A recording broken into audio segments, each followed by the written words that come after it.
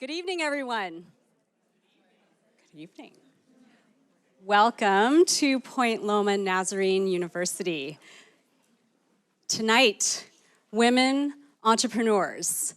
And I could give us statistics, or I could just tell you and share with you actually a real life story. So Dr. Frank Marshall, who just stood up as if on cue, can we give it up for Dr. Frank Marshall?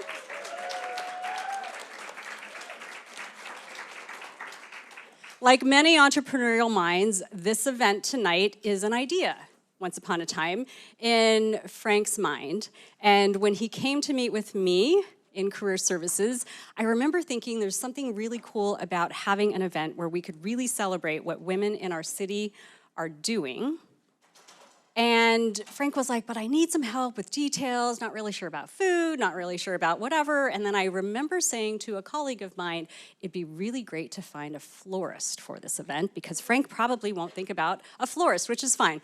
I kid you not, the next day, we're at an event downtown called Creative Mornings where 500 creatives meet at Central Library. And before the program starts, local entrepreneurs are asked to come up on stage and give a 1-minute pitch about their business. 2, 3, maybe 4 people into the lineup steps a woman who is a local florist. Here with her 1-minute pitch to tell us about what she does. Give it up for Jade from Mindful Magnolia. Thank you, Rebecca, and thank you so much for having me tonight. Hello, everybody. My name is Jade Roca, and I'm the owner of Mindful Magnolia. We're a full-service floral design company here in San Diego. We specialize in wedding florals, corporate events, and personal deliveries. And I actually started my business in a bit of an unconventional way. October 1st of 2018, I started this business out of a women's recovery home, surviving from physical abuse from a domestic violence issue and drug addiction. And with that, I opened my business, and Mindful Magnolia firmly believes that every seed is planted in darkness, and it needs nourishment. And we need to strengthen our foundations and our stems in order to bloom and blossom at the top. So our mission with Mindful Magnolia is to empower our female communities one stem at a time. Thank you. See what I mean? We could go statistics or we could go stories. There you go. Thank you so much, Jade. Because I can, we are here at Point Loma Nazarene University, so I do get to open us in prayer before I introduce our amazing women speakers tonight. Will you join me in prayer? Dear God, thank you so much as I look out over the ocean that you have created and the sunset that you orchestrated just for us on this day as we sit under the sky and just know that you have all of this. We say thank you. And God, we just ask that the words of our mouths and the meditations of our hearts tonight are acceptable to you. We thank you for the opportunity to help our students really understand that the world out there needs them to be working at their best, using their strengths, the talents that you have given to them. And so I just pray especially right now for just the students just to really receive just what they hear and know. And as Jade said, there's so much that can be born even out of question marks and even darkness and turned out into the light. I thank you so much for the women that are here to share their stories, God. We thank you for the journeys that you've taken them on. And we do this all for your glory in your name. Amen. So Frank handed me 4 or 5 pages of biographies for students. If you know me well, you know that I have a pet peeve to not have biographies read to you. Hi, Ryan. It's great to see our alumni in the room. So our women tonight need to speak, and they need to speak as soon as possible. So I'm going to do something a little different. I'm going to riff on Ernest Hemingway, who actually wrote, once upon a time, a 6-word story. Very simply, the 6-word story was for sale, baby shoes, never worn. Like, whoa, that's deep. Like, there's so much in that story, and it's 6 words. And in 6 words, roll with me on this, I'm going to actually bring up our amazing speakers, and then that way they can start the evening. You can look them up on LinkedIn. We don't need to read their biographies. So without further ado, here we go, right? I'm going to go with another Rebecca first. So Rebecca Tall Brown, please come to the stage.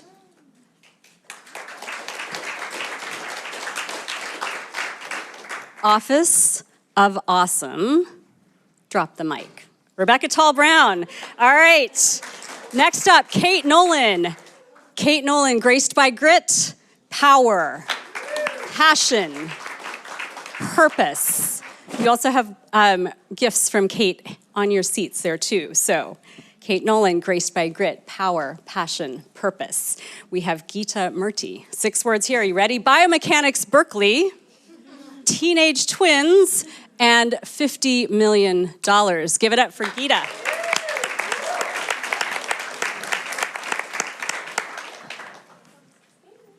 Bella Tumini. 6 words, ready? Once upon a time. Right here. I talked about how awesome it is to see alumni in the house. We have another alum in the house. Please welcome Bella Tumini. 6 words, Sue, and it's over to you. This one's easy. World traveler, global consultant, Athena Foundation. Please welcome your moderator, Sue Ebner.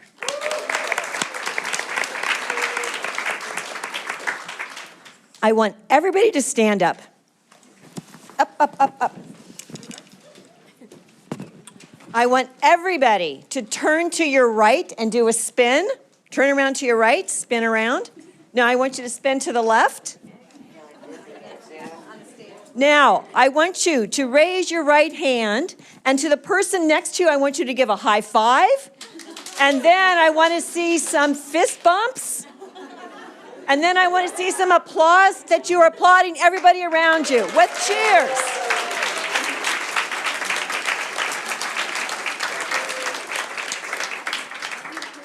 The reason I had you do that is because you had a choice this evening. Although you signed up to be here, you could have very well easily gone to the library.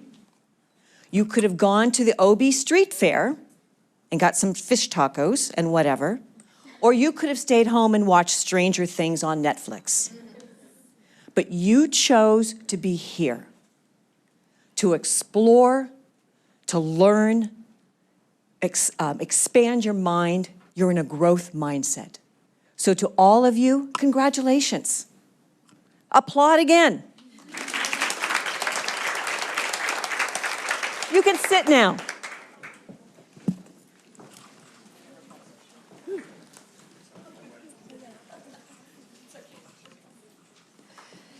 This is just so exciting for me. I just feel so honored to be up here with all these incredible women. I've got goosebumps. What I thought we would start with is, and I think you would all be very interested in, is to understand and to know about the career progression of every single one of these women entrepreneurs. And we're going to start with, in their mind, what were the significant steps in their life, from their education to their work to where they are today? What were those influences? All right, so I'm Rebecca Tall Brown. Office of Awesome is my company. I'm a 4th generation entrepreneur, which all that means is no one in my family likes to listen to anybody else, so they all want to be in business for themselves. I'm the first female in my family to be the entrepreneur. It's all been males behind me. Key moments, I guess, I was raised in a family business and we worked. It's a local business, it's a plant nursery, and I got to do a job. I really, though, got to pick that job. So you will always work, but when you have choice in that job, you get to find something that you're interested in. I gravitated towards the marketing. So I was like 11 years old. We would do literal copy and paste. So the terms when you copy and paste came from cutting things out, pasting them, and making copies of them. This was before stamps were adhesive, where you still had to lick the stamps. So when people complain about MailChimp, I roll my eyes. It's much easier. I gravitated towards marketing because there's a storytelling aspect, but also because really great founders don't get in business to do marketing. They get in business to do what they're good at. Sometimes that isn't marketing, and that was the case with the family business. So I took that over. There was a lot of autonomy for me. I made a lot of mistakes. I had zero budget always, But I was able to not only grow that brand, but we launched a sister restaurant. And so by the time I was 17, I thought, hey, if I can do this here, maybe I could do this elsewhere. I went on to go to San Diego State, got my bachelor's in marketing, and just interned like crazy. And my senior year, I stitched 3 internships into a consultancy, and I have been consulting for the last 15. I grew my first consultancy, it took me 10 years, and I merged that with a colleague of mine into the Office of Awesome today. And what we do today is we build strategies for companies who don't have a roadmap for their marketing. For-profit, nonprofit, I've been brought in by Toyota, I've worked with Father Joe's Villages. The biggest kind of key behind that for me is just saying yes and not overthinking the thing, and then showing up for that job and realizing this is why no one else wanted to do this job. It's awful, but doing it anyway and to the best of my ability for 15 years, and slowly the jobs get more awesome and less awful over time. Kate? My name your is career journey. Yeah, incredible. So my name is Kate Nolan, and I am graced by grit, really is how I would define myself. I grew up in upstate New York, big family. No, upstate New York, I love it. We always have to give the shout outs. And I grew up in a big family, and entrepreneurship was definitely not something that I was taught, but working really hard was something that was a family value, and I started working at a very young age because I liked it, and I was driven by it, and I liked being around people that were driven by it. And so that carried with me. I went to school at UMass Amherst, and then I actually got pregnant when I was a junior in college. So my life took a totally different course in the sense that as a little girl, I always envisioned myself being a businesswoman and never having children. That was definitely a thought I had in my head, and all of a sudden that didn't happen. And so I finished my degree with my baby on my front pack in a lot of classes, actually. Absolutely. And I moved to outside of Boston, and really had that entrepreneurial spirit there with young children. And I started a youth and an adult swim program. I organized homes and offices. I was definitely driven by constantly trying to help people create efficiencies. I had a strong athletic background in swimming, which I think lent to really where I am today. And when I moved to California 10 years ago, I was working at the Boys and Girls Club, helping run their aquatics program, their fundraising, and I realized that I had a niche for coaching on the side, so I was coaching women in running, where I met a woman and we started running together and talked about creating an athletic aware brand. And I thought, I know nothing about this. I have no idea how we would even do this. No, that doesn't work for me. Fast forward 4 years, and we started Graced by Grit, which was a women's athletic apparel brand in Solana Beach, California. And in June of 2018, I sold that company to a company called Hylete, and I now work for them as a VP of Hylete Experience, really building out their culture, helping build their team and the growth trajectory, and doing things like this that really help the community here in San Diego to understand women and entrepreneurship. I also published a book called Graced by Grit that is for women to start a business with power, passion, and purpose. And I started a foundation in the honor of Graced by Grit called the Graced by Grit Foundation, where we give scholarships to young women going to college for athletics and academics, understanding that athletics can play such a strong role in leadership and getting to that C-suite as a woman in your professional career. So there we go. Hold on. Okay, what did I forget? Share, first of all, the name, Graced by Grit, the significance of that, the community that you have developed within Graced by Grit, your communities, and the significance of the whistles. Oh, good point. Good point. All those things. Oh, Yes. oh yeah, that. So Graced by Grit, when my business partner and I were talking about what it was that we had in common that we could create a brand together with, we had very different life experience. She's 20 years older than I am and has an extensive background in business. But we talked about where it was that what it was that we had in common, which was that we'd each gone through this pivotal moment in our life, this gritty moment, this tough moment that defined us. And that when we looked around the room at all the women that we knew, every one of them have gone through those moments in life. And that those tough moments in life are what give you your grace. So you're graced by grit. And with Grace by Grit, we built a community on that storytelling alone. So the clothes, the product, that was really the bread and butter of the brand, and we were making incredible high fashion, but also really high functioning apparel for women that wanted to perform their very best, but also might be going through a tough moment in their life, and they had a space and a community to share that moment. And so we really created an incredible community that is now, I think that storytelling continues with the foundation. The whistle. Oh, and the whistle. Gosh, I'm sorry, I'm forgetting all my points. Okay, so everybody has a whistle, and we decided with Graced by Grit, one of the real important parts of the brand and the product was safety. So all of the product had UPF in it, so you were protected by the sun. All of the clothing had special pockets so that you could carry your cell phone when you were out running and you needed to maybe know where you were, get in touch with somebody. But each and every one of our products came with this high-pitched safety whistle that you all have, so that should you not have your phone or a means to connect, you always have that with you to get attention to yourself. So it's an added sense of security, and that goes back to a story that was told, thank you, well, not a story, excuse me, a very sad event here in San Diego, which is Chelsea King. And my business partner was racing for a triathlon in honor of her name. And Chelsea's mother spoke and said if she'd only had a way to communicate on that day, the outcome might be very different. And that resonated tremendously with us. Obviously wanted women to be safe no matter what they do. And so that was a big part of our brand, was the safety component. So each of you have a whistle today to carry with you in your purse wherever you go. You never know when you need it. So my story about the whistle is I had one for several years, and I took a bunch of them when I had the opportunity, and I put one in my day pack, I put one in my backpack, and I do high mountain climbing expeditions, and I always have one around my neck on summit day.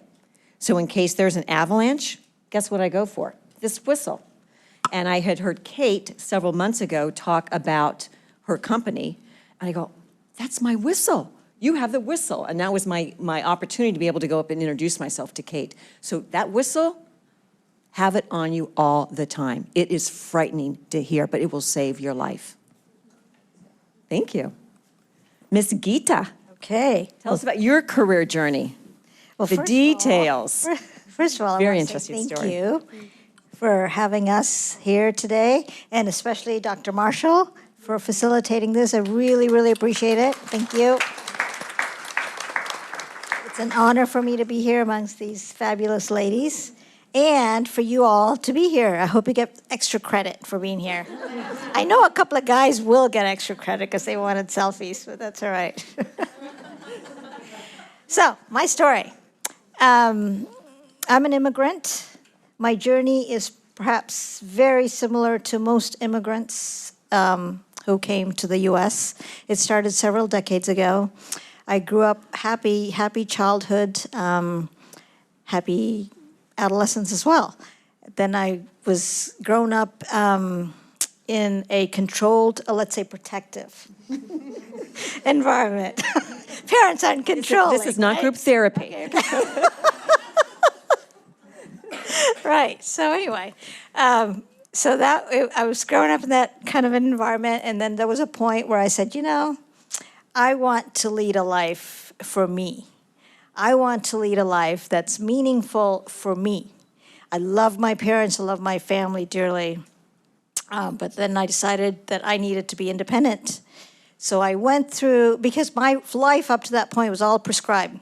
You're going to be a doctor, you're going to do this, you're going to do that, you're going to have 2 kids, and you're going to, I'm like, oh, great. Where's the protocol? Let me just have it, I'll just follow that along. Didn't have a protocol. So I wanted to be independent. But I did go to UCSD for undergrad, got my biochemistry degree because I was following the medicine path. Then I went to Cal for grad, got my biomechanics degree, because I thought, all right, and at that point I knew I wasn't going to go into medicine. I couldn't see myself in a white coat. After graduate school, did my postdoc at UCSD, absolutely could not see myself in a white coat. And I think it was the animal research that really did it in. I could not dissect a mouse. It was, I said, all right, I'm like so done. I knew nothing about business. Entrepreneurship was not part of my agenda. I hated my business class in high school, so I'm just a loser at this point. Did you really want me here? I'm sorry. Anyway, so, however, there was an opportunity that came about while I was in my miserable postdoctoral fellowship at UCSD, and it was from my father, the controlling parent. He asked me to help him with his business. He was an engineer. He is an engineer, and he had an engineering firm. And he asked me to help him out. I said, oh, no. I'm in this academic track. I'm going to go into faculty at UCSD. I'm all set. He said, yeah, but you're miserable. I said, you're right, I am, but I'm all set. And he said, no, you need try business for a little bit. If you like it, great. If you don't like it, you can go back. I thought about it. I said, all right, I'll do that. So I joined his firm, engineering firm, and I absolutely loved it. I loved the fast pace, I loved the people, I loved the collaboration, I loved the multidisciplinary aspect. And then I thought, my God, I had no idea that this was business, right? And there was all these facets. But then I thought, oh my God, now I'm linked to my dad, and everybody's going to think that you are because of you who you are because of your dad. So I'm like psychotic, like, all right. So I took a little time out then, and I said, and then personal life was going on. I got married, and then I was pregnant with twins. I just wanted one, but I got twins. Okay, great. Well, your parents did say you were going to have 2 children. Exactly. It works. That's true. Your parents know all. I know they do. And so I said, all right, so let me, break away from my dad. And I did. And I, raised him for the first year. And then the second year came about, and I was getting real antsy. And I'm like, all right, here we go. Come on, kids, grow. And then they started to talk at 2. I'm like, Dad, you're going to school. We're good. So I put him in preschool. And then at that point, I started Roar. 2003, I started Roar in May. I just got the shell going, got the business going. And then they were born in July of 2003. So 2005, I just said, you know what? I need to do this. I needed to do this for myself. And it started out as an environmental company. But I loved construction. I've always loved construction. I love working with my hands. But I knew nothing about construction back then. I'm like, okay, how am I going to get into construction? But I want to at some point. And so I thought, when I was thinking about my business plan, I said, all right, I'll do construction maybe 10 years down the road. So that was part of my vision. And so I was doing environmental stuff, and I'll get into later perhaps, how I got to know clients and things. 3 years into business, 4 years into business, the San Diego wildfires came about in 2007, County of San Diego. And I got a request for qualifications. So they were looking for proposals. And I looked at that and I go, wow, I so want to do this. This is up our alley because it's environmental cleanup, because it was the wildfires. And then so I teamed with a local construction company. He and I were talking anyway, collaborating. And I said, Frank, we need to go after this. And he said, we're not going to get it. I said, I know it's for all the big boys, but let's go after it. Let's try it. Let's at least try it. And so we put a proposal together. He had construction. He was a hardcore construction guy from New York. And I'm this environmental, chick from San Diego. And so we teamed up. It was a great balance. I had strengths. He had strengths. Came together. We put a proposal together. We go, we submit our proposal, but with the chances being like less than 20% a win. So we thought, you're not going to win this. Yeah, we said, well, all right, we tried. Good job, high five. And then this Friday, it was a Friday. I will never forget this. It was a Friday. I'm going to pick up my kids from preschool, and I get this email saying, you've been selected to come in for an interview. I'm like, what? Interview? I said, yeah, you've been selected from the county of San Diego, coming in for an interview. And the interview is Monday, and you're going first at 8 a.m. So I called Frank. I'm like, oh, my God, we got selected for an interview. And he couldn't believe it. He could not believe it. I couldn't believe it. So all weekend, we're just working our butts off, right, to go over our presentation. We polished it. And Monday morning, we nailed this thing. We absolutely nailed it. I think it was because we were local. The woman-owned part helped. I'm playing the card. I'm going to play it. It helped if that's what it takes. And so we won a $25 million contract. And at that point, Roar, my firm is only like at 3 million. So this is a huge step. I didn't know what I was doing. We didn't have any infrastructure in place at that point. I'm like, oh my God, here we go. And so it was just a wild ride. But I tell you, that was one of the best projects that we've ever done. We had 150 people working, and it wasn't just a contract. It was the meaning underneath this contract. It was 300,000 acres were burned. 3,000 homes were burned down. I mean, completely. They have lost their homes. They've lost everything across the county of San Diego. So it was just working with these folks who have lost everything. It was just amazing. And we worked tirelessly through Thanksgiving, through Christmas. And the folks who worked on this contract didn't complain. They were just grateful. Thank you. And so that was the start of construction. And here I am, 16 years after I started the company. And now we're pretty much doing hardcore construction. We're building child development centers, renovating clinics for primarily Department of Defense. So work for the Navy, Army, Air Force. We don't do any residential. I heard they were a pain in the ass to work with. You'll have to excuse my language, by the way. I'm sorry. Frank, are we okay? All right. Yeah, I blame it on construction. There you go. Oh my God, my language is. You're just one of the danged. guys. You're one of the guys. Thanks, Gita. So anyway, that's my story. All right. Bella. Hi, it's great to be back at Point Loma. It's been close to, 8-ish years, 8-9 years. So my career started when I was 18. I took a transformative trip to Kenya, Ethiopia, and Tanzania. I spent a month and a half there. I just graduated high school, went on a trip with my family. And when I came back, I actually didn't want to come back. My family was there, and I had a tennis scholarship here to Point Loma Nazarene. And I had learned that if you have a high school education, you can teach there. And so I told my parents, no, I'm good. I'm just going to stay here and teach. And my parents were like, look, you can do whatever you want once you finish school. You're getting back on this plane. So I got back on the plane, but when I came back to the States, I was just so affected by what I saw and the fact that girls weren't going to school because they had to walk for water. And it was at the time of Invisible Children and all these one-for-one companies like Tom's, where you could buy a pair of shoes and they would give a pair of shoes to someone in need. So I thought, why can't we as a family start a bottled water company where we sell water here in the States and then we donate water back to people around the world in the developing world to help bring clean water to them. So at 18, right before I came to Point Loma, I started Nika Water. Nika was a bottled water company. We donated 100% of profits back to water and education projects all over the world. In the 5 years that we had Nika, we brought clean water to 32,000 people. Right after that, so I was already in the beverage industry. I had worked with bottlers and knew kind of the co-packing industry.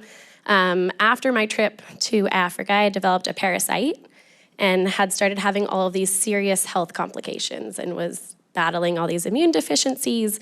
And I started turning to cold-pressed juice. I was drinking a ton of green juice, and this was back when green juice wasn't really a thing yet. People were looking at me like I was super strange, and they were like, that's disgusting. And I was like, kale's delicious and great for you. So my uncle actually he met these two kids, Eric and Annie, who were making cold-pressed juice out of their homes and delivering it on a skateboard to customers in La Jolla, very like milkman style. And one of his business partners reached out to him and said, hey, I think these kids have something really great going on, but they don't know a lot about business. It's a really small company right now, but I think with your entrepreneurial skills, you could help them grow it. So my uncle reached out to me and he said, hey, I know you're into this whole juicing thing. I don't know much about it, but I tried this green juice and I actually could drink it. And he's like a meat and potatoes guy from the Midwest. And he was like, if I could drink kale, anyone in the country could drink kale.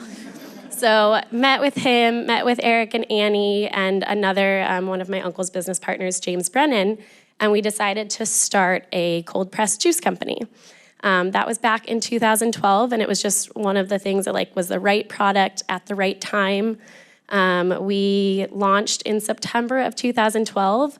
Within 3 months, we were at every major Whole Foods in the nation. Within a year, we became the fastest growing beverage company in Whole Foods history. Yeah, and so over the course of the last 8 years, we've been the fastest growing food and beverage company in the nation, and we're now the leading organic cold pressed juice brand.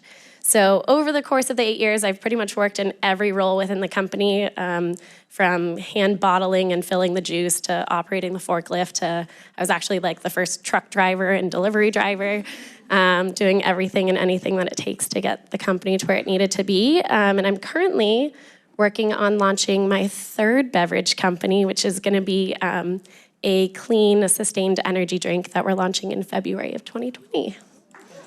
Yeah, thank you. What is the significance of the name? So Suja, oh, this is great. So my first company, Nika, in Zulu meant to give.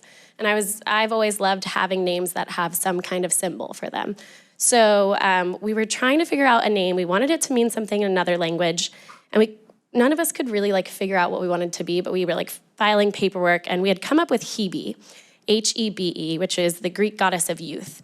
And we were like, it kind of sounds like heebie-jeebies. Like none of us really like it, but like we don't know anything else. And so one of our co-founders, Eric, was at the grocery store and he was sitting down having lunch with this woman and they were talking and she introduced herself and said, my name's Suja. And he was like, wow, that's such a beautiful name. What does that mean?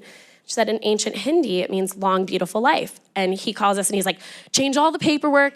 It's gotta be Suja. And we were like, this is perfect. We ran with it. Then all of a sudden we started getting all this traction.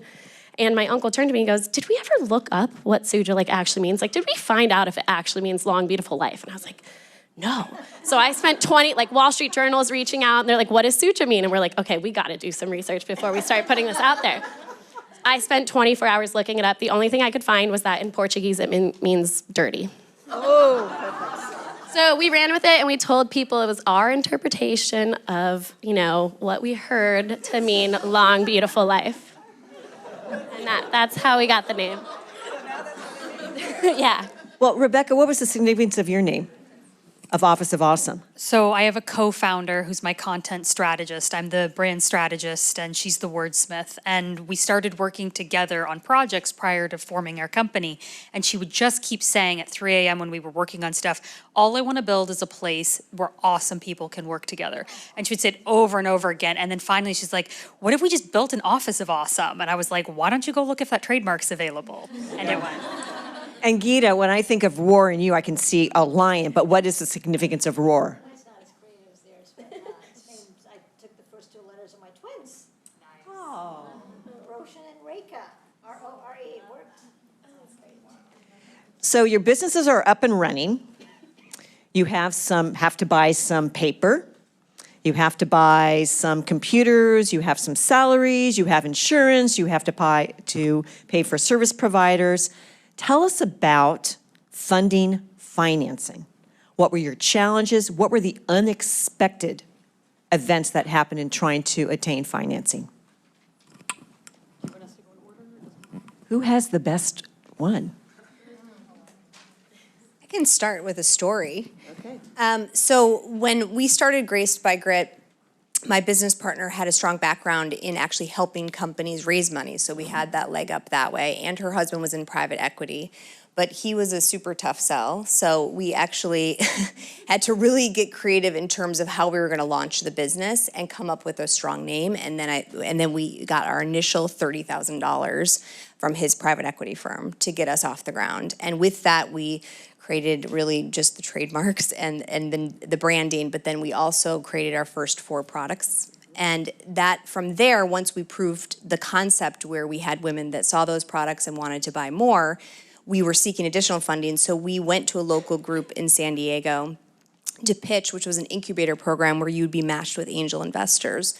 And thought, okay, this is a great opportunity for us to really get, we thought we had an incredible idea. So this was before we had production and lots of things when I look back on it, but we had a great idea and we knew what women wanted and we knew they liked the products. And so we did our pitch and we had 30 men in the room, 1 woman that we pitched to. And when it came back to Q&A and feedback, the feedback was the name Graced by Grit will not resonate with women.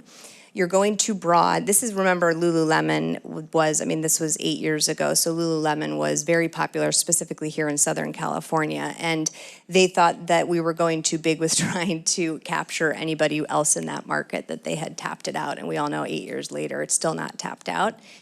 So we got that feedback, and I also got the feedback that if I stood in front of the podium and not behind it, I'd have a better chance of them listening to me, because I had nice legs. So we had that feedback, and then we got a big fat no. We are not interested in what you guys are doing, which was probably one of the pivotal moments for us to go, we love our idea, we think we have a great name, and how do we go out there and actually get people to believe in us? And so we went to friends and family first. And that's where we went for our initial funding, was to friends and family, to really have that group that would support us, which is really nerve-wracking, by the way, because then you have people that are depending on you with their money, and it can become complicated. Fortunately, it didn't. For us, and so we went about it that way. And then all along, I will say fundraising was a very big challenge for us, despite the fact that we had access, to my business partner's husband. It wasn't the realm that he was looking and investing in, but he had networking. And what we did that I think we made the biggest mistake on was that we thought, because we were a women-founded company and we were growing a business with women in it, that we would find women investors, and that those women investors would be really interested in what we were doing and they'd want to invest in us. And we tried that over and over, and unfortunately during that time period, and today, it's becoming, that game is totally changing, and we can talk about that, I know, but for us, we were going after the wrong people. What we should have been looking for was investors, whether they were men or women, and unfortunately most men are investors more than women, so we were really barking up the wrong tree for a long time. So we actually went out and we did crowdfunding, which through the Jobs Act was an opportunity that we went after, and that became very successful for us and is actually extremely successful with the company that I'm at now. They've raised over $9 million through crowdfunding. So there's little tidbits on how we raised money, but it was hard, and asking for money is hard, hard, hard, and you have to be confident and you have to be ready for people to say no, thank you. Keita? I can, we're a service industry, so we don't have equipment, and unlike, we don't have to raise capital really. I don't take a salary pretty much when you started, it's so, to start, I infused 20,000 into my business to get the copy machine and, just get the basic stuff going, and to pay for personnel, it would be through contracts. So I didn't have to raise the capital. I understand it's very stressful and it's difficult, so we're a service industry. We just suffer all the way throughout. You guys have to just suffer initially. Yeah, I can go. So with Nika, it was friends and family, and like you said, it's a challenge because it's like all the people that you hold closest to you, and that's a lot of pressure. With Suja, I was lucky because there were successful entrepreneurs involved that had experience fundraising, but we went through 11 rounds of fundraising over the last 8 years at Suja. We decided to be vertically integrated rather than go out and co-pack, which is obviously more expensive. We had to own all of our own equipment, HPP machines, which is the technology we use for the juice. They're $3.5 million each. So it was not a cheap process. And I think the worst part, or just the biggest challenge, is you believe in something so much, and you're putting yourself out there and talking to all these people, and no matter what your sales are, no matter what recognition you get, there's still people that don't believe in your product or your business or your company or your culture or the people that you're there with. And just hearing no over and over again, it's hard. It's a challenge, and it's hard to keep doing it over 11 times. So that was that one. And then with this new company, I was lucky because a professional athlete actually reached out. He is interested in starting a beverage and knew that I had experience and said he would put up the money. So this is the first company I've ever had to be involved in. There was no fundraising involved, and it's quite nice.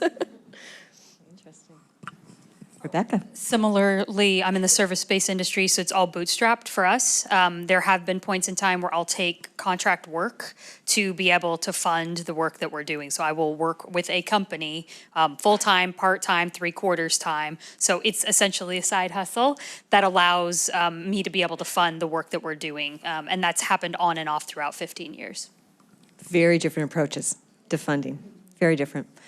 So you have heard us use the word grittiest.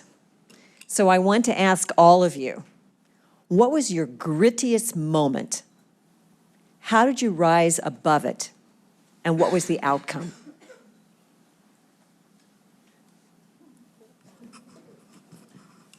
Well, I'll kick us off then.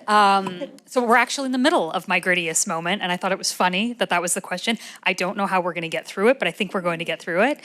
I mentioned the family business. So my dad, who's the founder of the family business, has a ton of health challenges. He's transitioning out of the business. My brother's in it. My brother and I co-run that business, as well as the business I have currently. So we just got out of my husband having an 18-month job search. He now has a new job. My husband is currently taking my dad back from cataract surgery, and my brother is holding the family business down while my co-founders are presenting tonight in order for me to be here. So if you can imagine all of that happening at one night, and this is just one day, each team has multiple employees that are trying to shift stuff around. And all I can say is having a great team and having amazing communication, I think is the way we're going to get through this. So tonight is a gritty moment for me and my team. Thank you. Bella? Sure. So there's been so many moments where, I mean, you're talking about grit. There's so many, the FDA showing up at our facility with their guns, and I was like, I didn't even know the FDA carried guns. This seems a little excessive, to almost burning down a facility. But one more recently that I think is just fun and a good example of just grit and doing whatever it takes to get something done. We were going to Expo West, which is one of the world's largest natural product expos, and it's here in Anaheim, California. And for this particular show, a lot of brands will launch innovation. And it's international, all the buyers from Costco, Walmart, Whole Foods, all the big buyers are there, and they're looking for new products and innovation. And we had made a big to-do about a new line. We were coming out with our little wellness shots. I don't know if some of you tried them. And CBD. So CBD is this trending ingredient. It's not, you're not able to put it into food and beverage yet, but we wanted to make a splash at the show and show retailers that once legislation goes through, we're ready with a product, and so you can come and sample it at our booth. So we put a press release out, we had talked to all the buyers, sent all this stuff out. But we show up 2 days before the show, and our booth didn't arrive. And we've got 40 people from our team showing up, all of the execs in the company showing up ready to have this beautiful booth displayed with all of our products and all of our branding, playing our marketing campaign. And I've got literally a square taped out on the floor of where our booth is supposed to be, surrounded by all these other companies that already have their booths. Call the exhibit warehouse, and I'm like, hey guys, what's going on? Where's my booth? This was supposed to be built months ago. Like, you sent me pictures.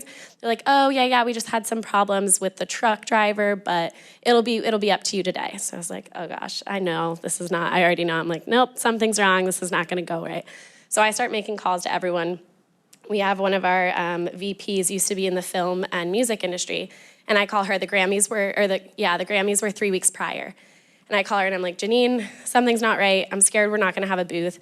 Do you know anyone that did the Grammys that can send, I need couches, I need tables, I need like plants and shrubs and walkways and all this stuff. And she starts making calls. I sent an email out to all the 40 people that were supposed to come to the trade show. And I was like, hey guys, it's gonna be all hands on deck. Anyone that can come early, please drive up. We're gonna be working through the night. I was like, I'll get you food, I'll get you drinks, just come. We're gonna be locked in a convention center, but we need everyone to work. And we worked up until 6 a.m. The show opened at 8:30, and we had a booth made up of other people's booths, of the Grammys, couches. I sent two of my guys to Costco to buy refrigerators for our product. Girls went to Target to get plants and little tables, and you wouldn't have known, but it was just like it was 48 hours of chaos and stress, but everyone from our CEO to our VP of sales was wiping down trash cans that morning, and it's just, you do what it takes to get it done. Well, I mean, I pretty much shared mine. Having a daughter really young, unexpectedly in college was a gritty moment, but I think that really taught me how to get through tough moments. And so in terms of building a business, there was so many along the way, from, schlepping bags through New York City, where I was running because I was late for a show because my flight was delayed, and I had 25 bloggers showing up to really do a review on it that I was hoping would be great, and I'm showing up while they've been waiting for 20 minutes, soaking wet with 4 bags that I literally couldn't carry on my own. I had nice people help me along the way. I mean, there was little moments like that to really stressful moments where before my company sold, it was, is this company going to survive? We're struggling finding capital to grow the business, because in apparel you have to be able to buy all the fabrics and then manufacture all the clothes before you can even sell it, so you have to have cash on hand to do that.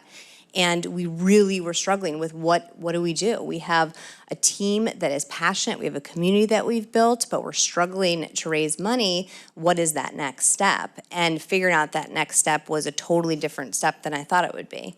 And we were fortunate to be acquired, but that really month leading up to the decision that we were able to be acquired was one of the toughest months of my life. To, also not being able to see my kids a lot when you're an entrepreneur starting a business and traveling the country, and missing really big moments for them because I was working on my passion. So, there was a lot of grit. But going back to that tough moment, and I think when you think about your life, there's lots of little moments that you've had to push through, right?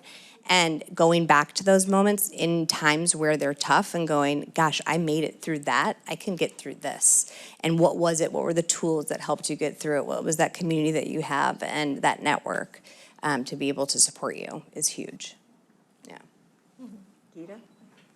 I've got so many. No, we Okay, I'll just start, okay. I mean, it could be acute, like giving birth to twins. I mean, that was gritty. I was like, God, get out of there already, would you? So you'll see.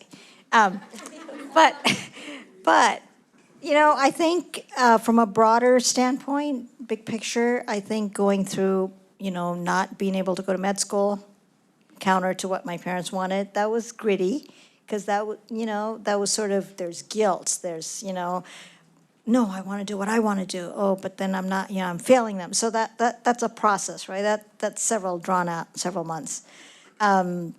This year is another good example of gritty. I'm going through a divorce, running a business, raising twins. It's all just teenagers. And 16-year-old twins. It's just all crazy.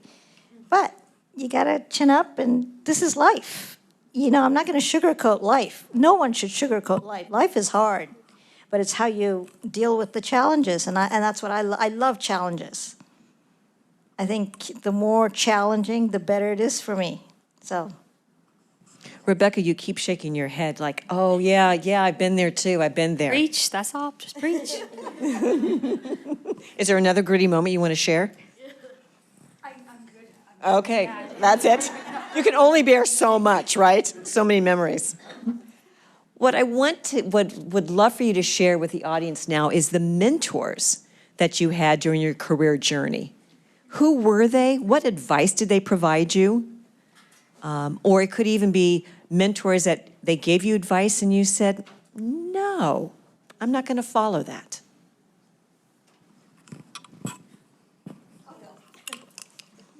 I can talk and talk. Okay, I know. I have lots of mentors. I welcome mentors. My employees are my mentors. My admin assistant is my mentor. I think we can learn from everybody. Everyone has a perspective, right? Regardless of where they sit in their professional life or their personal life, and I embrace that. I have friends who I compete against for a contract, but she's my mentor, and they're my mentors. I will call. I am not bashful. I will call and say, oh my goodness, I'm having this issue. How'd you deal with this? And I'm part of a CEO group here in San Diego, and they're my mentors. We're part of 8 or 9 CEOs, so we're from different industries, non-compete, but we discuss our issues, and all our issues are the same, just different industry. can go. So one of my mentors has definitely been my uncle, who's been involved in Suja, and kind of we've worked together over the last 8 years. And I'd say there's three big things that he's taught me or that I've learned from him. The first is, especially early on, he would say, don't recreate the wheel, just make your own wheel. And when you're working at a startup, time is super valuable. And he'd say, you don't need to start at ground zero. People have already done this. We don't need to recreate the wheel. We need to learn their wheel, take the things out that aren't relevant, and just make our own wheel. And that was so important for us at Suja, and to be quick and nimble. The other one, which kind of goes against it, but still hand in hand, is don't let people put you in a box. Obviously, when you're trying to be innovative and doing something different, people are going to tell you, you can't do it that way. It's been done this way for a reason. But if you want to make a stance and do something different, you're going to have to kind of go against the grain, challenge the status quo, and challenge the norms. When we launched Suja, people told us we were crazy, that people would never pay $10 for green juice. And then once we were the fastest growing brand at Whole Foods, normally in the organic channel or in the food and beverage channel, you incubate in the natural channel. So you stay in Whole Foods for 3 years before you go out to your mainstream grocery channels and you create a brand. Well, we went out of Whole Foods within a year of launching. We went to Target. And one of our competitors went out in the press and said, they're crazy, they're gonna fail. Mainstream consumers are not ready for organics. And we surpassed that guy's revenue in a year and a half. So don't let people put you in a box. And then the last thing is, which I love and we still do, is we call it take it to the cul-de-sac. So when you're on the fence about something, or you're doing consumer testing, but you're not really sure, or you just want a kind of objective opinion, we take it to our friends and family, because who's gonna be more honest with you than your mom, right? Or your husband or your wife. So a lot of times when we were on the fence or we had a new campaign and we were torn internally, we'd take it to the cul-de-sac and we'd put it in front of people that were close to us, that we knew were gonna be honest with us and weren't gonna BS us. And that's something that we still do today, and I just love that. For me, I would say my dad is probably my biggest mentor in terms of business. In a lot of ways, but also in the business sense, where I consistently go to him for guidance on dealing with people, dealing with situations. He's a doctor, so and like I said, I don't come from an entrepreneurship background. He actually, when I decided to go for this, and at that time I had been fired, by the way, from a job down here in San Diego because my boss said, you are so not right for this. I was in an office all day writing emails to fishermen in America Samoa, which was like it was super random. It was a very successful business. And it was not the right fit. He saw it, I was doing it. I was a single mom trying to make ends meet, working my butt off, never seeing my children, miserable. And he said, I'm doing you a favor. This is not your next step. And I left that, and when I decided to start Graced by Grit with no money, I was hustling, working with women as a running coach and women's running groups just to make ends meet on the side while working also full-time on trying to launch and brand. My dad said, okay, this is really great, but what are you gonna do for a job? And, that push, even though mentorship, it's not always what you see those people doing, right? That you're like emulating it, which is great mentorship too. And you go, I want to be a leader like that. How do I learn from that person? It's also those challenging people that go, I don't know that I entirely believe in this. I need to see more, that really pushes you over that edge. And then I would also say my business partner that I worked with was an extremely big mentor for me in terms of she had business savvy. She had 35 plus years as an executive. She helped privatize a telephone company in Venezuela. She worked in the entertainment industry where she acquired E-Network and then sold E-Network. So her background was extensive, and her going into business situations with her and learning how to handle them, how to negotiate, how to draw a line, knowing when to fold them was huge too. And so I would say even though we were business partners, she was an incredible mentor. And I was an incredible mentor for her in terms of, I'm an athlete, I understand women, I hear what they want, I know how to grow a community. And so it went hand in hand, but it was essential. And for me, I think mentorship, you have to seek it out as an entrepreneur, and you have to go into those conversations knowing what questions you want to ask too, so there's intention behind every mentor that you're meeting with. Kate, as you're going into now this new company with Highlead, who is your mentor now? That's a great or question. mentors? Yeah. So I mean, I still go back to my dad. He and I have a weekly scheduled call that I schedule into my work day, actually, work week, excuse me.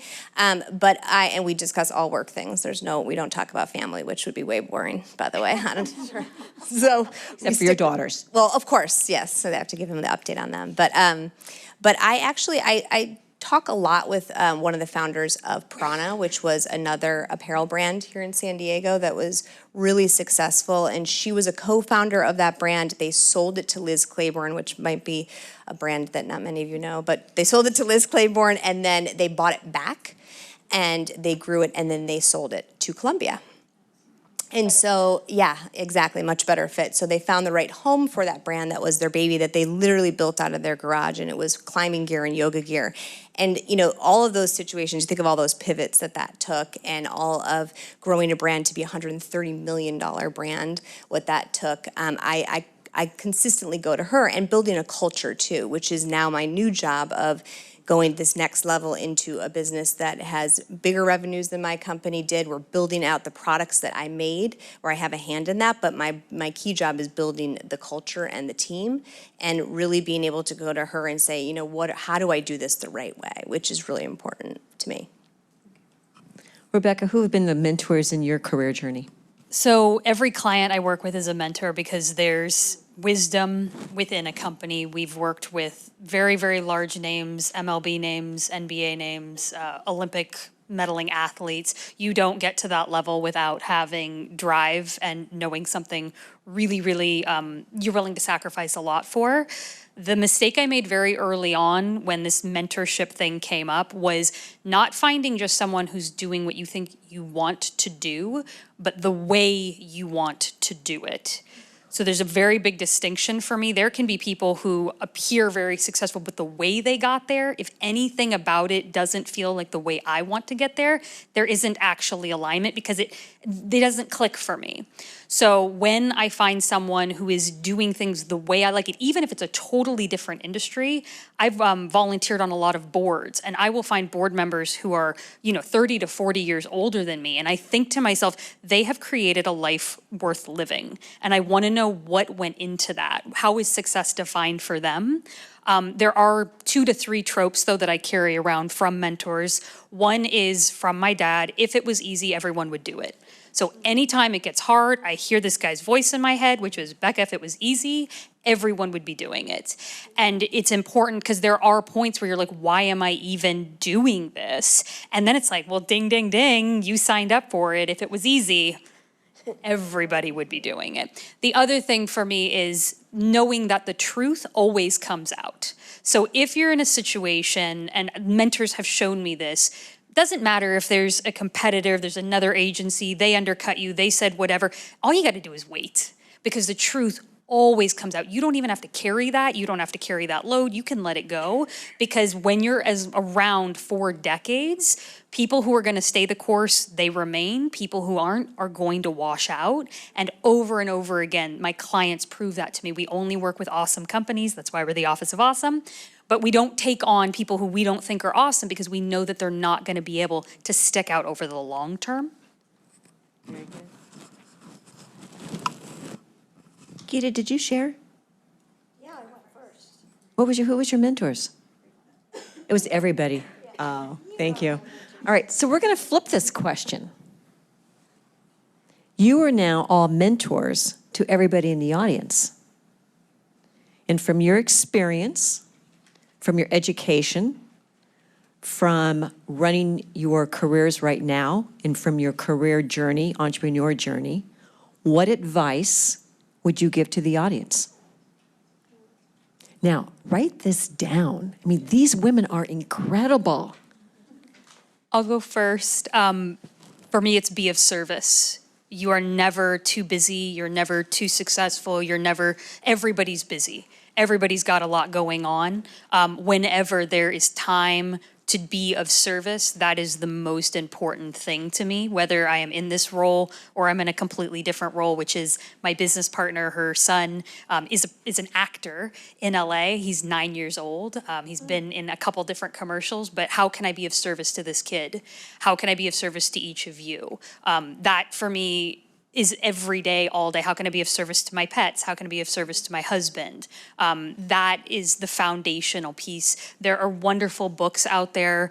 Get Ahead by Giving. Was it Give Ahead to Get Ahead? Do you guys remember the name of that? The Go Giver is another one.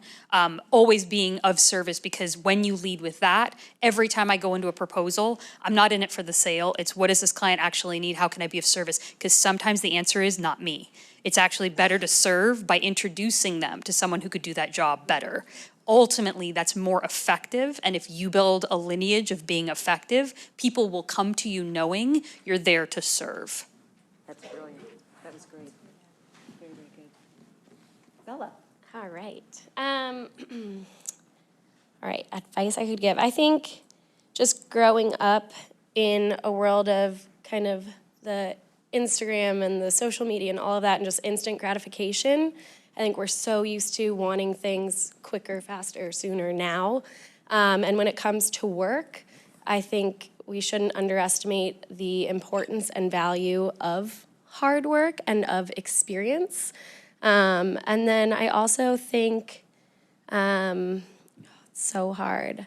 I think paradigm shift. When I was sitting in your seat, I was here on a tennis scholarship. I broke my foot 2 weeks before my junior season, and I was devastated because it was my identity. It was who I was. And I kept saying, I can't believe this happened to me. I can't believe this happened to me. And then because I wasn't playing tennis, I actually started teaching with Junior Achievement and went around teaching underprivileged schools about business. And I became obsessed with business, and I never thought I was going to like go into business or start business. And had that foot break never happened, I don't know if I would be in the position I'm in today. So it's still something I practice. Anytime something happens, it's this happened for me and not to me. And it's a hard thing, but what you give energy to, you become. So I would say work on that. And I think that, yeah, those are two big ones. I would say That microphone, you're ready. You put a light bulb. I got my answer when you were talking.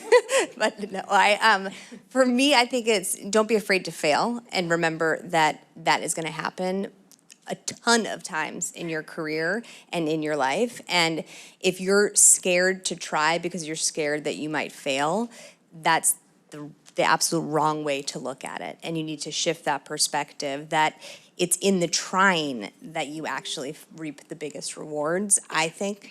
And failure is a learning lesson. And you know, there's failure that happens that's not your choice, and there's failure that happens because you've made bad choices. But get used to it, because there's a long road of that. And when you fail, you'll learn over and over. And the further along you go, you'll learn how to fail fast too, which is huge. That brings up a question that we didn't talk about. But Geeta, let's hear your advice, and then I want to go back to the failure. Okay, so I did think about this question. I've got 5. The first 2, I'm assuming you're all students, perhaps some are alum, right? When you're in school, you need to learn 2 things. One is you need to learn to be a good writer. Communication is absolutely key. I don't care what industry you're in, I don't care what you do. You must be able to communicate effectively. And the second is you need to learn to negotiate, personally and professionally. If there's a class in negotiations, take that. I mean, I was a good writer because science, you learn to write different technical writing, not exactly compelling, writing, but negotiations, had no idea. So that's something that I learned. And then the other 3 others are more life. It's taught me a lot of life's lessons, and I think I am who I am because of these 3 things. And that is be genuine. Don't BS your way. I better watch it. Dr. Marshall's like, she's not coming back again ever. Sorry. I'm getting the evil eye. I know. Sorry. Be genuine, whether it's silly or nerdy or whatever. And that's exactly what I tell my kids every day. Don't try to be something you're not. Be opportunistic. That's helped me a great deal, both personally and professionally. You need to be able to take calculated risks. this is life. You need to be able to say, when am I going to, take the courage and be brave to try something new. If you fail, you fail. So what? You get up and do it again. So be opportunistic. And the third is try to be the best that you can and better every single day. I really, really live by this. You're always going to be surrounded by somebody smarter than you are. I mean, that's just life. But I embrace that. I love sitting and having lunch with a smart person because, I just love to learn something new every single minute. And I want to be a better person. Even as a parent, I want to be a better mom. My kids teach me things. I actually asked my daughter this morning, so we're driving to school. I'm like, so what advice have I given you that, you actually took or liked? And she goes, oh, Mom, I'm too tired to talk about this. Like, great. I'm a great mom. She learned to be honest. Yeah, she's genuine. That's it. One thing I do want to add that you just brought up, and it created a light bulb in my head, is networking. It was something that I underestimated so much in college and didn't realize that through Point Loma, through the Vermanian Business Breakfast, it was a skill that I had learned that I didn't realize how important it would be. So much of my career and where I'm at today is because of connections that I made and leveraging my network. And we go to, in the industry, there's so many networking events that we continue to go to, and I have coworkers that are always like, oh, I hate networking, I hate making small talk. And I'm like, that's not the point of networking. I think you're doing it wrong. But being curious and just embracing this opportunity, and obviously you guys are here taking advantage of it, but it's something that you should continue to do throughout your career. It's a great point. And when you think of networking, it's both internally as well as externally. So they have two different means and two different outcomes, but both of those are equally important. If you choose to, because you brought it up, and we just talked about this, about the F word, failure.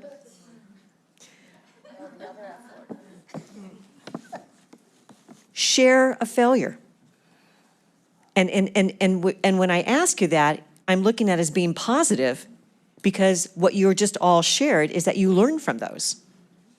So if you feel comfortable with it, share a failure. And what did you learn from it?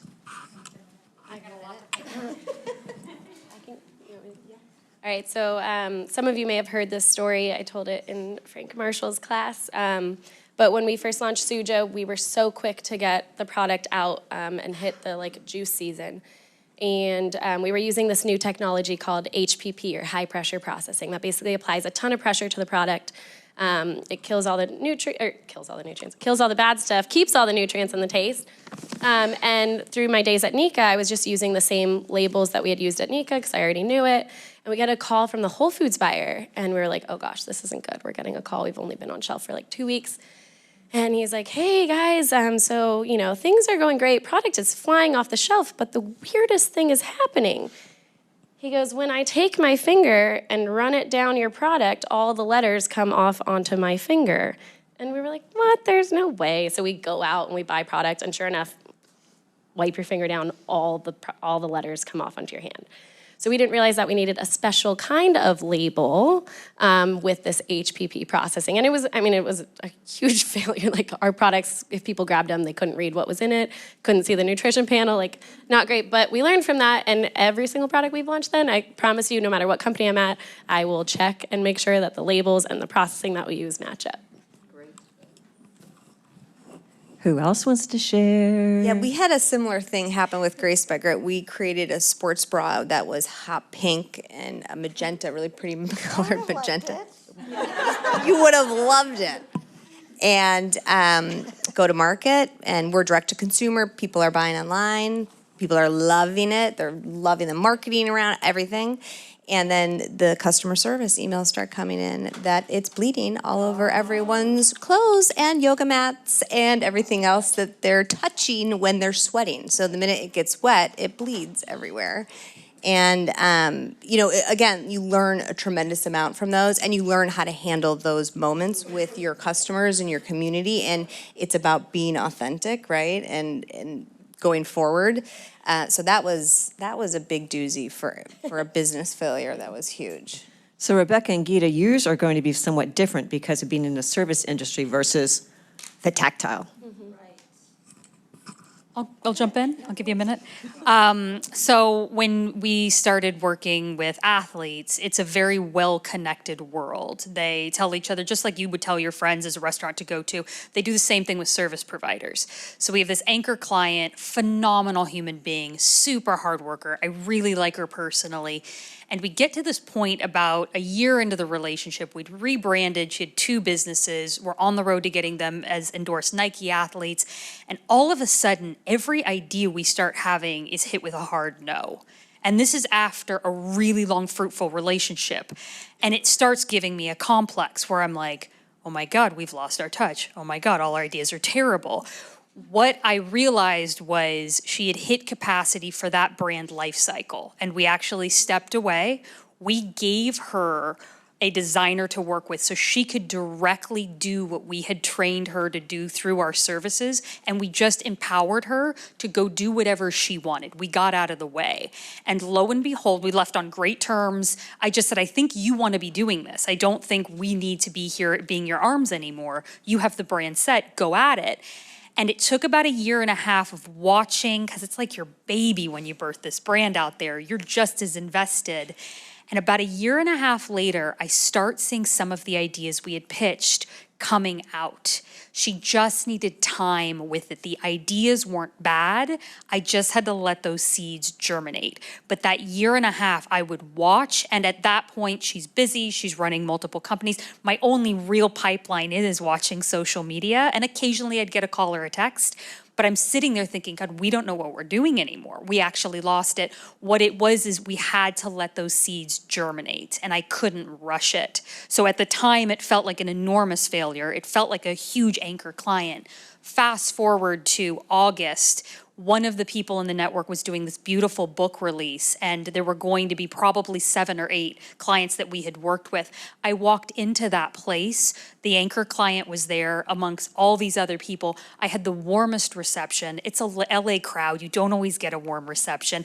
But the most important part was these people brought their parents, and I had moms coming up to me saying, thank you for setting my baby's brand upright. And that to me it was just too fast, too furious. Sometimes you gotta pull back. But when somebody's mom who watches people take advantage of their child comes up to you and says, thank you for doing the right thing, that turned that failure into a really, really nice chapter for my company. Oh, who was it? Come on, come on. Can't say. Gita, There have been several failures, I suppose. just one. Okay, I can't think of, I can't. But I guess from a business standpoint, employees. People are your biggest assets and people are your biggest liability, period. That's it. So when early on in my career, this is my first job. I mean, I had a job when I was a teenager, but I mean, this is like my first, in my career, this is all I know. So employees, they have their way of doing things. Your employer's never good enough, never pays us enough. I mean, that's the norm. I mean, that's what happens, and that's what all my colleagues have to deal with. And you feel like a failure. You're like, oh my goodness, maybe I'm not paying them enough. Maybe I'm not doing this. They're all going to leave me. They're all going to abandon me. And then and so it's hard. But then as you go on and, you gain your confidence and you're building things up, you're like, well, I'm sorry. You get to know the land, you get to know the industry, you know what the market is, and you know that it's not what, they lead you to believe, so you get over it. So I guess that's a failure. I don't, and there's so many. No, I only want one. We're trying to keep good. It's not a group therapy session for you today, okay? I'm good. Okay. I want you to look back at your career as an entrepreneur and to identify how you have seen it progress for women as entrepreneurs and where you think it still needs to progress for women entrepreneurs. Because you are the future. So how has it progressed and how does it still need to continue to progress? I've got really big opinions on this, so I'm just gonna dive in. This waiting for permission thing has to stop. Nobody's gonna tell you, nobody tells anybody, I don't care what gender you're born with or identify as. There's no fairy who comes around and is like, that's it, that's decisive. So if you are waiting for someone to give you permission, it is yourself. Once you commit to that, though, that's 98% of the battle. Then it becomes, great, I'm just gonna prove this. I'm just gonna prove this. And when I can't, we now have the word pivot. So go ahead and pivot. It makes failing sound a lot sexier than it used to. But there's this thing of like, well, I need enough market. I need to have a case study. I need to have an investor. Those are all just excuses. If you don't feel comfortable with that track, go work for somebody else and learn on their dime. There is no wrong way to do this. If that's what gives you the experience, start there. Start your own thing, fail at your own thing, then go to work for someone on their dime. Like, there is no fairy that comes around that tells you this idea is great. Office of Awesome is not an agency. And it's not that I don't like agencies, but agencies pass overhead on to the client. I come from the client side of things. I have been touting this same model for 15 years. What I think is going to happen is the new passing of the bill that limits contractor work is actually going to break apart the agency model. I am waiting for this to happen. And I'm not opposed to it or for it. It's just when you believe in something and you commit to it, you have what I call pioneer problems. Anyone play Oregon Trail? What happens to the pioneers? Everything, dysentery, and you die when you're forging a river because you're the first person to do it. Once roads are paved, it's much safer. So anytime you're trying to do something, you're waiting for a decisive point. You're waiting for someone to make it okay. I've been doing this for 15 years. Nobody tells me it's okay. Nobody tells me it's gonna be safe. My dad has been doing it for 45 years. He has to still make those calculated risks. The biggest thing that is holding any human being back is waiting for some sort of certainty that I don't think exists. Obviously, I'm very passionate. All right, who wants to go after that? Okay, well, I'll go. I brought a statistic because we struggled so much with raising money, and it was something that I am fortunate enough to be on the other side of that now in a company where we've successfully raised money, but we built a community, and that community has actually brought the brand to where it is through crowdfunding. So the community is supporting the brand, growing the brand, which is really unique in, it's not some big venture capital firm that's coming in and funding it. So in my statistics, which raising money as a woman is significantly harder, which we all know, I'm just gonna give you a statistic here. So according to data from PitchBook, female founders receive 2.2% of 130 billion in VC funding in 2018. Okay, so that is pretty surprising. I mean, I don't know that it's that surprising. I think it's very slow to move that needle, and I think it goes to exactly what you're talking about. I think looking around this room at the here and now, there's such an opportunity ahead to know exactly what you're saying. No one's gonna do it but you. And so it does require going against the grain, fighting battles that other people haven't fought, or they have fought for a long time, and we're gonna have to keep fighting them as women to get that pendulum to swing. But I do feel it. I think like the Me Too movement certainly made an impact and created conversations surrounding this. I hear it, I have teenage daughters, and I see in them a fire, and that they don't have the same chip on their shoulder that I do as a woman, because they've been socialized differently in my household. And so I think as we go forward, specifically with women, how we want that change to come about, it's about understanding implicit bias and being able to work with it and really understand it. So when you walk into that room, you know who you're looking at and what they might be thinking about you. So how do you work together and work around that? Because, you know, the change is slow, but it is happening. And there's things that are happening all over the country right now that are supporting that. When you talk about a company called L Invest, where it's teaching women how to invest their finances. When you're talking about, you know, there's little startups and incubator programs that are specifically for female-founded companies. There's one right here in San Diego called Ad Astra Ventures. So it's happening. It's just, you know, slow to move, like a lot of things that require change. I feel passionately too, obviously. Yeah, I mean, ditto to what you both have said. For me personally, the food and beverage industry has been primarily male dominated, and it's because it came from a lot of agriculture and farming, and then a lot of the big strategic companies like the Cokes and the Pepsis of the world are pretty much primarily white males running in the C-level suites at all of those companies. But now we're starting to see a lot of change. Jim Beam hired a female CMO. So we're starting to see it, but like you said, it's slow. I think for me, the challenge that I face more so than male-female was just age and being young and being taken seriously, and then also family. My uncle was the CEO, and I had to fight so much harder to get where I was because he didn't want people to think that he was giving me special treatment. And it was almost like I was being punished for being related. And I actually had to go out and interview at different companies and come back and say, this is what other people would pay me, and this is what my title would be at another company. I'm being punished for being, I'm not even getting like fair treatment, I'm getting unfair treatment for being related to you. And so it was about age and about being family was the challenges that I've faced. But across the industry, it's definitely something that needs to keep changing. Construction, it's male dominant for sure. No. Yeah, but I can wear a hard hat and have my steel-toed boots, so all good. Has it changed? No, I don't think so. But I think, like you mentioned, Kate, we need to, infiltrate and break the circle. And I want to mention, I really appreciate all the men that are, and the boys, young men that are here. Thank you. Because we do work together, and we will work together, and we have been working together. All these biases, I really don't think they're deliberate. I just think we're wired differently. I mean, we completely think differently, and if you bring up a point from a female perspective, I've actually gotten this at meetings. They'd be like, oh, yeah, okay.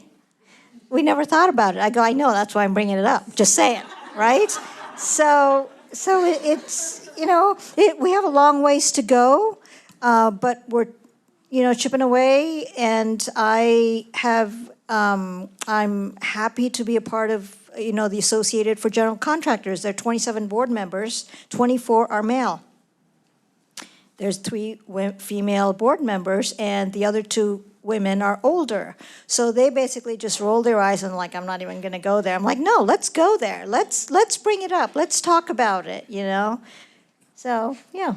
Do you want to tell them? Oh, please, go ahead. I was just going to piggyback on that. One of the best things that I think Gita just did was, first of all, thanking people who are doing it right. If people feel like things are constantly not right enough, they're going to stop trying.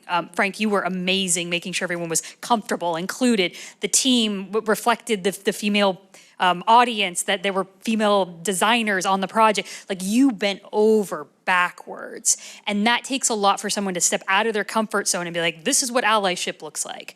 But then it's our job to pull 2 more people up who don't look like us. So if there's a person of color, if there's someone who's neuroatypical, who is differently abled, you bring those people with you and you normalize it immediately when you're there. You say, great, I'm here, great, they're here too, let's get back to work. Because that's the way everyone says, oh, great, well, great, I'm down with inclusion, I just didn't know those folks. So bringing 2 more people, not 1 person, but 2. You invite them to the event. For some people, they've never been to the location you're at. You meet them 15 minutes earlier and normalize them. This is where the bathrooms are. This is where parking is. That's how we break down barriers and make access for everybody. In my world, it's making sure that websites are ADA compliant for people who need to be able to access that information. Athletes don't think about those folks. So it's our job to build it into the design to make sure it's so natural. Building in color blindness. More males are affected by color blindness than females. So I need to build that into the process. So again, once you get in there, you hold that door open, you let 2 more people in.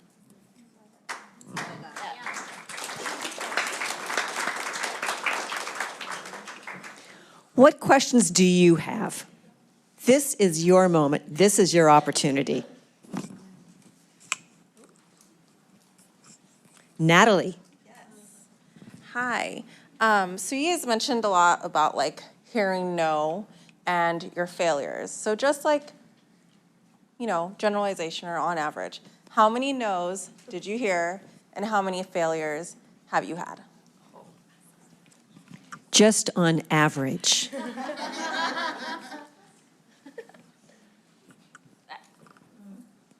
too many to count. Too many to count, but yeah, I know. It's like, Yes, how many no's do you hear? yeah. And then failures, I mean, mistakes, failures, weekly, daily. It's all about just never letting that same mistake or failure happen again and growing from it. That's the biggest thing. We accept it and encourage it, because if you're not failing, you're not trying anything new. We don't tolerate dumb failures or just being lazy, but trying new things. But yeah, I mean, failure, no, it's like I can't count the number of times. Where are you going with that? Yeah. Follow-up. Sorry, just a kind of a follow-up to yours, just because you said that you'll take your ideas to the cul-de-sac. But what if you're like really passionate about an idea and the cul-de-sac said no? So the cul-de-sac for us is more of a gut check. It's not like the end-all be-all. Right now we're going through a huge rebrand, and we did a ton of consumer testing. I personally don't love it. It's not something I'm passionate about, but we took it to the cul-de-sac, we took it to consumers, we took it to buyers, and everyone loved it. And it's part of evolving and kind of the next chapter of the brand. And so it's not always just because someone says, no, you have to listen to it, or someone says, yes, you have to listen to it. It's about getting all the different sources to make a decision. I mean, I pitched our company, just so you know, throughout the course of Graced by Grit, we probably pitched to 250 different people. And we're talking, I had like 8 key investors. So there was a lot of no's in that process. And you learn from each one of those. You learn what to perfect and how to perfect the pitch for the next one, or learn what you should have done differently. But rejection is part of the deal, and you get thicker and thicker skin as you go. Can I add something? So you're going to get criticisms a lot. You can either, oh my goodness, take it and just be dead, saying that it's over, I give up, I've failed. Or you could take criticism and do something about it. Okay, obviously I didn't come across the way I wanted to, or I intended to, right? Or obviously, or perhaps that person makes a good point. Okay, maybe I do kind of suck at this. Let me rebrand myself and present it differently. So I think if you take criticisms and spin it in a positive manner, it'll help. Maybe the no turns into a yes. Rebecca, did you have anything you want to share? All right, Ben?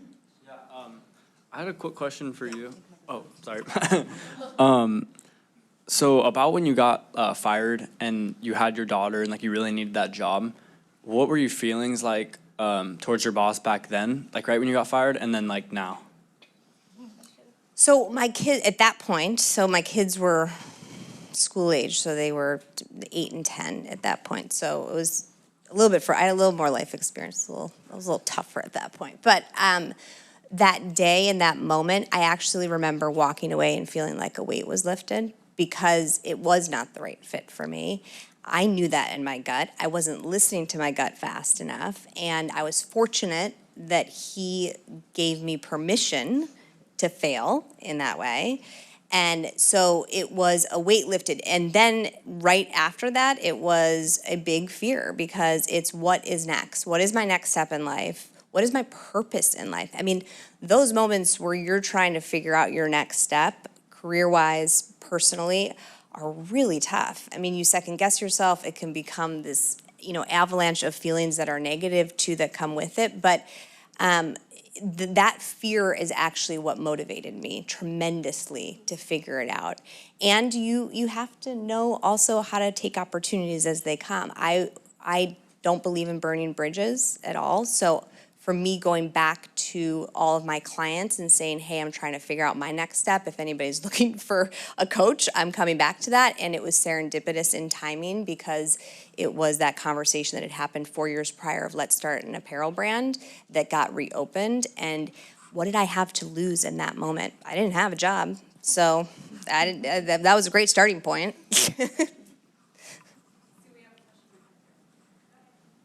Okay. Thank you so much for being here. I don't know if anyone else like me has been just like viciously writing notes, super inspired. Right now we're in this room. We're really excited. We're feeling pumped up and want to use everything that you guys have said. But a common thing that happens to me is that I'll go home, I'm, excited, I'm going to sleep, and I'm thinking about everything that I've learned. What can we do like right now to take initiative to kind of like put these learnings into action, and so that we don't wake up and we're like, wow, like that was a great, session, but now it's like, all right, we continue doing our, I guess, like living our daily lives and go back into being a student.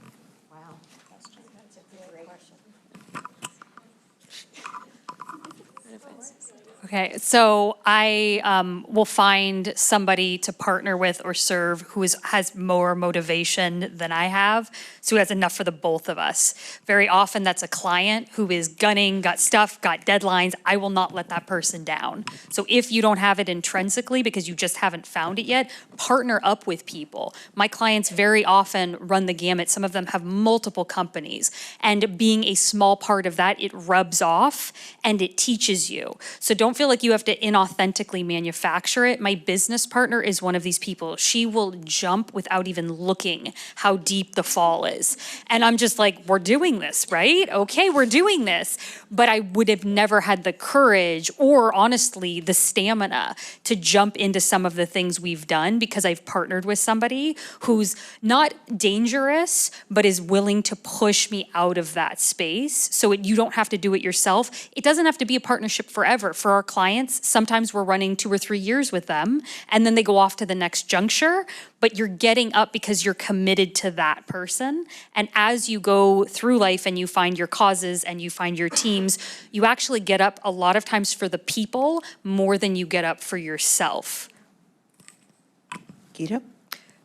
So I don't exactly know where you are in your career, if you're still a student or whatever, but you probably should take a few minutes after this talk and jot down your personal, ideas, where you want to go, what your passion is. I'm not saying write detailed, tomorrow I will do this, but over, let's say 5-year plan. I'm going to graduate, I've just graduated, hey, this is my passion, this is what I want. This will make me happy, and then do some research on it. So tell yourself what, just talk it through with yourself, really, because follow-up is key, and I've never done that until, recently. And so jot some of these ideas down. If you want to talk to any one of us afterwards, we're more than happy to. Give us a call. If you want to say, hey, I have this idea, I want to brainstorm, please use us. We've learned lessons, and all of us, I'm speaking for them all. Let me just speak for all of you, okay? We want to impart some of the knowledge and experiences that we've gone through. Yeah, I think for me too, it can be so overwhelming, and even my day-to-day tasks can be so overwhelming. And I try to write everything down, and for you, the advice I would give is look back on your notes and take one thing from that you want to tackle. So whether it's reading one of the books someone talked about, or light bulb went off and you want to research something, or you want to do an informational interview or follow up with us, just start by doing one thing, and then each day or each week, tackle something else on that list. It's like we say, like, how do you eat an elephant? It's one bite at a time. Start with one thing, and then gradually keep knocking things off the list. We had a question in the back. Thank you, ladies, for your time and also your wisdom and advice and coming out today to speak to us. As MBA students, we're faced a lot, and in case studies, reading on ethical dilemmas in companies. We're bombarded with the airline industry, the banking industry, every industry you can think of. Can you share with us any ethical dilemma you're facing or have faced, and how did you handle it?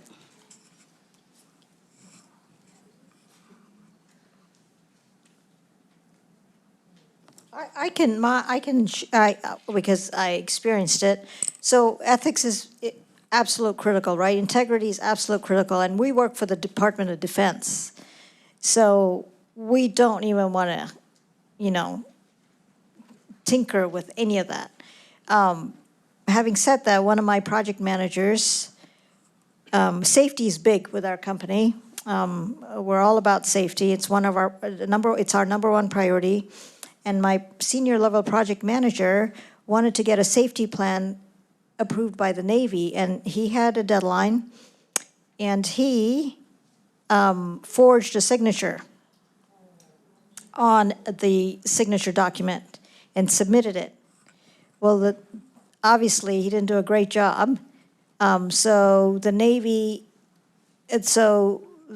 contracting officer calls me up and asks me about the authenticity, and I had no idea what was going on because I'm not at that level of a document submission. And so I'm digging into it, and I called the project manager, and it was very clear that he was just swimming. You know, he couldn't answer me directly, and I said, "This is absolutely unacceptable, and you're going to lose your job." And he immediately provided me with an, actually never fessed up. To this day, he did not fess up. But it was pretty apparent that he had done it. And so he, had his subordinate go take the course. It all happened within 48 hours. But that is an ethical issue. And we have zero tolerance for it. I could have fired him, but I read him his rights. So that's how I handled it. Yeah, I had an employee that was frustrated, feeling like she couldn't progress where she was in her role, and was very hard to communicate with about, the path that, or the milestones she had to hit in order to to get where she wanted to go. And so I got a random email at 2 a.m, and when you're an entrepreneur, by the way, you don't sleep a whole lot. So I happened to be up that night struggling with just a financial thing that I was trying to work through, and I see this email come through that someone's on our server somewhere in San Diego, logged in, and come to find out that she had been digging into, trying to understand what other people were making. Oh, yeah, that happens. Which happens, I think, a lot, but it was, and this was a young woman that I felt had a tremendous amount of potential, and it was a really tough situation, but ethically, it was the wrong thing to do. And it was a tough lesson for her. It was a really hard moment in time to let her go for me, because I believed tremendously in her, and I think for her, it was a pivot, right, of what she knows not to do, and since then, I think we have been able to mend the relationship, to some extent, to say, okay, that she's in a great place now, and that came from her from a bad place and was recognized it. But for me, it's how I run a business is if I let that go for that employee, what else am I letting go for other employees that are there? And I needed to set a tone, especially because I had a lot of young women working for me at the time, and this was, for a lot of them, their first job out of college. But that was tough, and ethics are tough in a business, and no matter which end you're on of it, it's a really tough thing. Empathy is something I preach all the time, and I have tremendous empathy, and so I can put myself in those shoes in that moment for her, and that desperate moment that she had, but that didn't make it right. On the service provider perspective, we don't spend the money until we're sure that we want to continue working with somebody. I will do 90% of a project if at any point I do not put ourselves in a position where we have to work with somebody. I can give the money back, we can walk away, we can pull out, no problem. I don't set us up to be in that position. What that means, though, is we really, really, really, really have to watch our costs and our overhead, so that capital is always sitting there, that everyone else can be fed before I'm fed, but also the money could go right back to the client. We can walk away. No amount of money is worth it. And so not putting us in a position to where we have to do anything has been the one tenet. Even though that money is sitting there and could go to something, I don't let it go anywhere. Yeah, for us, it's similar. It's about quality.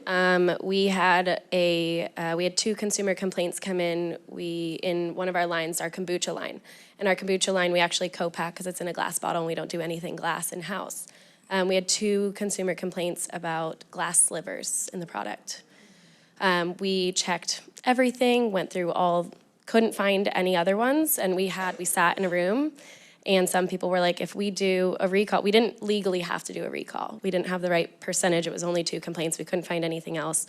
And we sat in a room, and some people were like, we're gonna lose so much money if we do this recall, and we're not gonna be able to gain those sales back, and some of our retailers will kick those products out of their store completely and we can't get them back.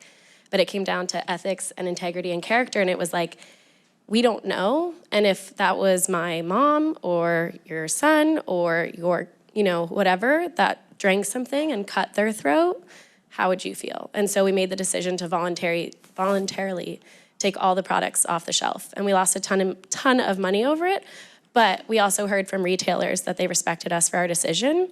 And it was hard and something that, we'd probably make the same decision again if it came down to it.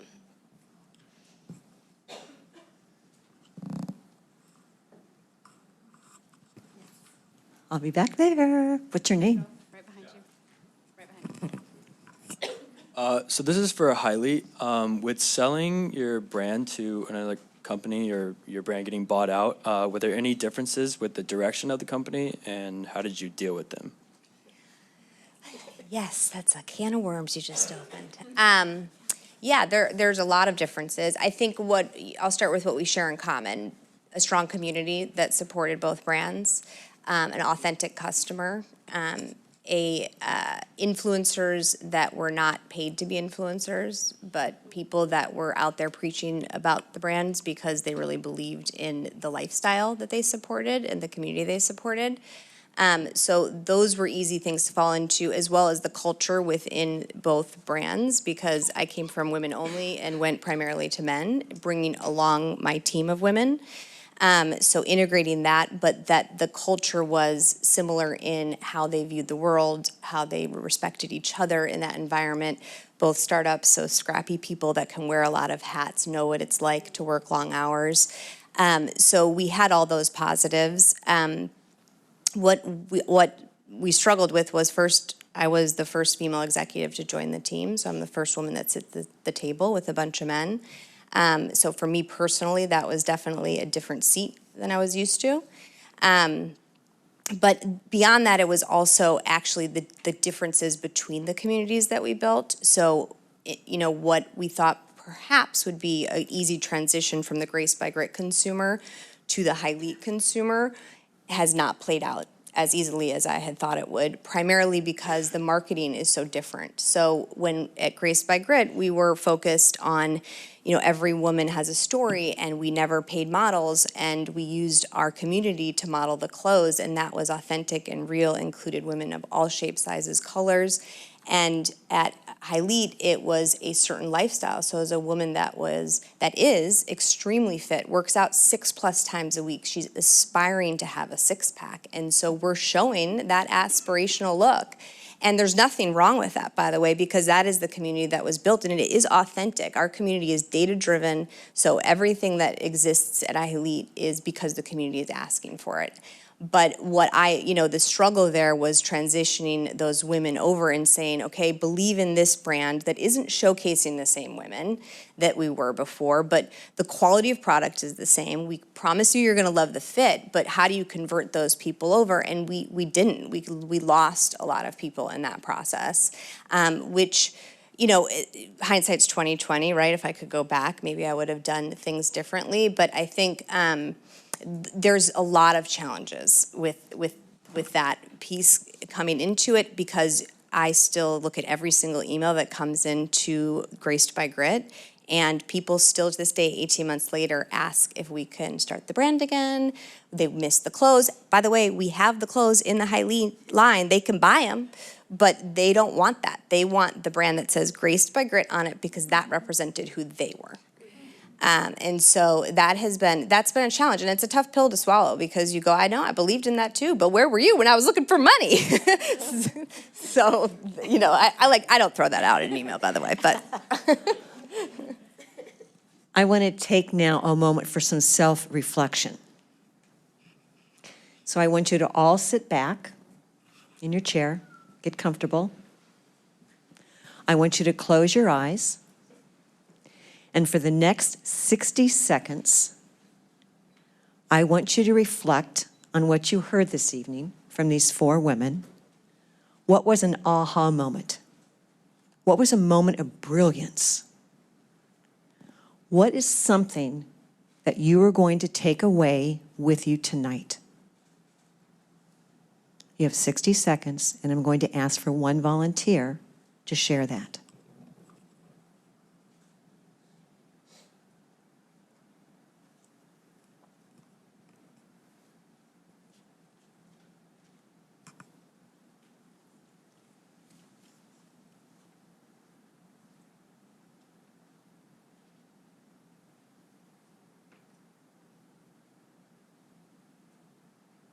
You can open your eyes. Who would like to share? Shruti. So, hello everyone. Thank you so much for your inspiring talks. And I'm an Indian. I could really connect with her the way she was saying. All her talks were 100% correct. And I think my classmates have heard that from me. So, thank you so much for showing how entrepreneurship is from your end. The aha moment for all of you, I think, is that you all are very passionate and you never wanted to give up. So I think that's what is the biggest takeaway from this talk. Me, myself, I was an entrepreneur in India.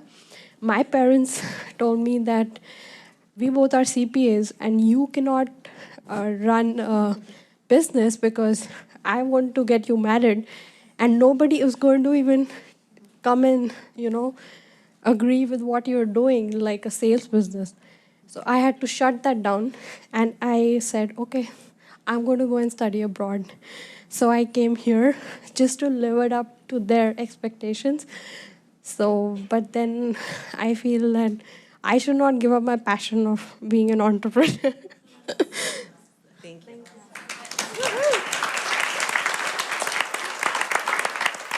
One over here. We haven't heard anybody in this corner. Andrea. My name is Andrea, and I would say the biggest takeaway for me, honestly, was just giving myself permission to fail and reminding myself that the brand I create is not just representing me, but it's how I can represent the people that I serve. So, yeah.